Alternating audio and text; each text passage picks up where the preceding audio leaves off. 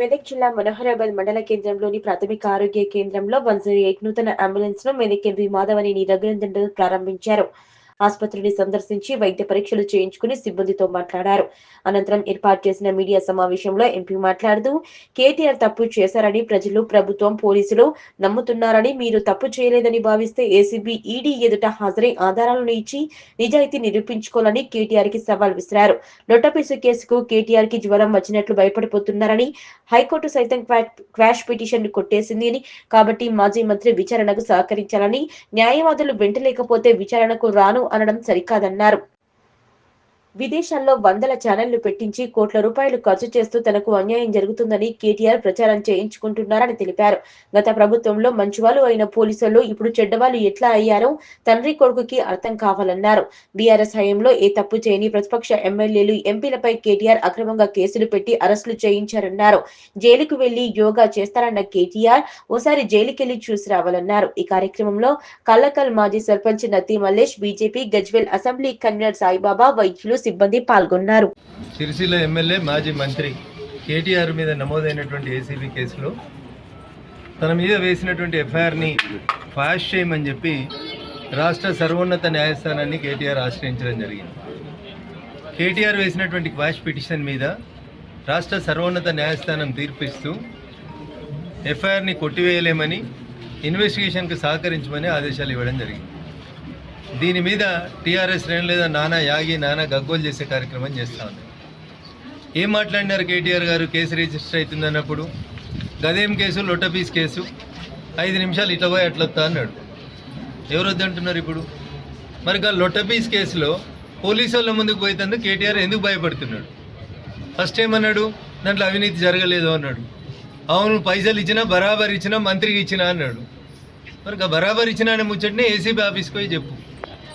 నన్ను వకీళ్ళని తీసుకుపోనిత్తలేరని దొంగేడుపులు ఏడుస్తున్నాడు. దొంగలకి వకీళ్ళని తీసుకొని పోలీస్ స్టేషన్కి రానిస్తారా పోలీసు వాళ్ళు? లాస్ట్కి ఒక మాట అడుగుతున్నా కేటీఆర్, నేను 10 ఏళ్ళు మంత్రిగా చేసినావు కదా, తెలంగాణ వచ్చినాక ఏం చెప్పిండు? తెలంగాణ పోలీసు వాళ్ళు చాలా గొప్పోళ్ళు, దేశంలో నెంబర్ 1 పోలీసు వాళ్ళు, తెలంగాణ పోలీసు వాళ్ళు అంటేనే భద్రత, బాధ్యత 2 మాయే అని చెప్తారు. 1200 కోట్లు పెట్టి కమాండ్ కంట్రోల్ కట్టిస్తున్నాం. ఈ దేశంలో ఎక్కడ నేరం జరిగినా మా తెలంగాణ పోలీసులు గొప్పగా పనిచేస్తారు అని చెప్పిండు. 10 ఏళ్ళు మీరు గొప్ప అని చెప్పిన పోలీసుల ముందుకి ఇలా నువ్వు పోయేందుకు బాధ ఎందుకు అవుతుంది సార్? 10 ఏళ్ళు మంచోళ్ళు అయిన పోలీసు వాళ్ళు ఇలా చెడ్డోళ్ళు ఎట్లయ్యారు కేటీఆర్? అంటే నువ్వు కూడా పోలీసులతో తప్పు చేయించినావు అధికారంలో ఉన్నప్పుడు. దుబ్బాకలో నేను ఎమ్మెల్యే, మరి ఆ రోజు పోలీసు వాళ్ళు తప్పు చేసిరని మేము అన్నామా? పట్టుకపోతే పోయినాం, కేసులు పెడితే కోర్టుకు తిరుగుతున్నాం. ఎక్కడన్నా దేశంలో కేటీఆర్ నువ్వు చెప్పాలి, దొంగలెంబడి వకీళ్ళు వస్తారా పోలీస్ స్టేషన్కి? అట్లా పోతే ఇక దొంగతనమే చేయలేదంటాడు. కాలు మీద కాలేసుకొని కూర్చుంటాడు, మా వకీల్ సాబ్ చెప్తాడు అని చెప్తాడు. అందుకని కేటీఆర్ గారు ఒకవేళ తప్పు చేయకపోతే ఏసీబీ ముందుకు పో, ఈడీ ముందుకు పో. లేమ్ ఎక్స్క్యూజెస్ ఎందుకు? అంతర్జాతీయ స్థాయిలో అమెరికాలో, కెనడాలో, దుబాయ్లో 30 ఛానల్ కాదు 300 ఛానల్ పెట్టుకున్నాడు. నెలకు 3 కోట్లు 30 కోట్లు ఖర్చు పెట్టి ఇక కేటీఆర్కి ఏదో అన్యాయం జరిగింది. ఏం అన్యాయం జరిగిందన్న? ఏమైనా అన్యాయం జరిగితే పోలీసు వాళ్ళకి చెప్పు, కేసు పెడతారు, నిజ నిర్ధారణ జరుగుతుంది, విచారణను ఎదుర్కోవాల్సిందే. చట్టం ముందు అందరూ సమానమే కాబట్టి కేటీఆర్ గారు మీరు ముందు పోయి పోలీసు వాళ్ళకి సహకరించండి, చట్టానికి సహకరించండి అనేది ఈ సందర్భంగా ఒక పార్లమెంట్ సభ్యుడిగా నేను ఆయనకి చెప్పేటువంటి సలహా. 10 ఏళ్ళు నువ్వు అధికారంలో ఉండి చెయ్యని తప్పుకు మా అందరినీ జైళ్ళలో పెట్టి ఇలా నువ్వు ఇట్లా అరుస్తే దొంగ దొంగ దొంగ అని అరిచినట్టు ఉంటుంది తప్ప ఇంకొకటి కాదు. కాబట్టి పోలీసు వాళ్ళకి ముందు పోయి చెప్పు, నేను మిమ్మల్ని అనుమానపడుతున్నా, నాది తప్పైంది ఏం చెప్పు. గేట్ కాడికి వచ్చాడు టీవీ ఛానల్ వాళ్ళని పిలిచి 40 నిమిషాలు డ్రామా చేయొచ్చింది. ఇదే డ్రామా లోపలికి పోయి చెప్పొచ్చు కదా, నేనేం తప్పు చేయలేదు, నేను శ్రీరామచంద్రుడిని అని చెప్పొచ్చు కదా.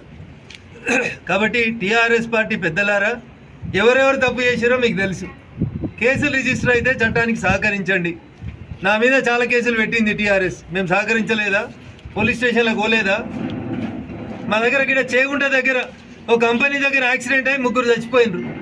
కంపెనీ యాజమాన్యంతో చర్చలకు వద్దామంటే మమ్మల్ని తూప్రాన్ని ఆపి అరెస్ట్ చేసిరు. తూప్రాన్ పోలీస్ స్టేషన్లో పొద్దుగాలు అరెస్ట్ చేస్తే పోకిద్ది కదా కూర్చోబెట్టిరు. మేమేమో ఎగిరినామా? అట్లా మా వెనక వకీళ్ళు వస్తారని చెప్పినామా పోలీస్ స్టేషన్కి?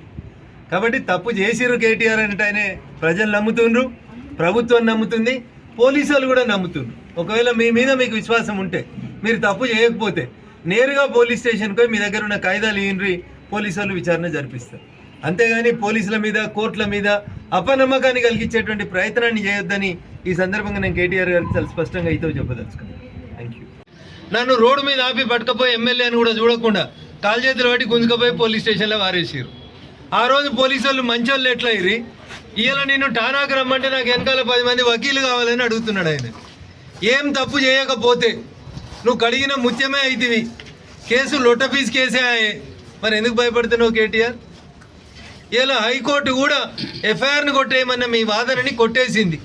అంటే దాని అర్థమైంది, మీరు ఇన్వెస్టిగేషన్కి సహకరించుండ్రి, లేదా హైకోర్టు తీర్పు నచ్చకపోతే సుప్రీంకోర్టు పోండ్రి.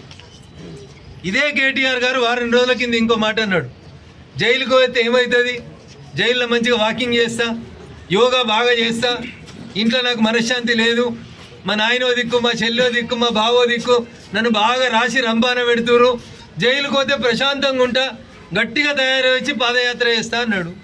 పోయిరాండి, మరి జైలు కూడా ఎట్లుంటుందో చూసిరాండ్రి. ఒక దిక్కేమో తప్పు చేయలేదంటాడు, ఒక దిక్కేమో అవినీతి జరగలేదంటాడు, ఇంకొక దిక్కు మోడీకి, ఈడీకి, బోడీకి దేనికి భయపడ్డా అంటాడు. మరి వీళ్ళకి ఇంతెందుకు భయపడుతున్నారు? రావన్నా సల్జరం వచ్చినాడు వణికినట్టు వణుకుతుండు. కావాలంటే మా మనోహరాబాద్కి వెళ్ళి ఇద్దరు డాక్టర్లను కూడా పంపిస్తాం. ముందైతే నువ్వు పోలీస్ స్టేషన్కి పోయి చూడు, పోలీసు వాళ్ళకి చెప్పు ఏం చేసినావో చెప్పు. దేశం మీద చర్చిస్తా, దేశవ్యాప్తంగా చర్చ జరగాలి అన్న నీ కడుపునొస్తే ఊరందరి కడుపునొయ్యాలి. నువ్వు 10 ఏళ్ళు నా సొంటి ఎమ్మెల్యేలు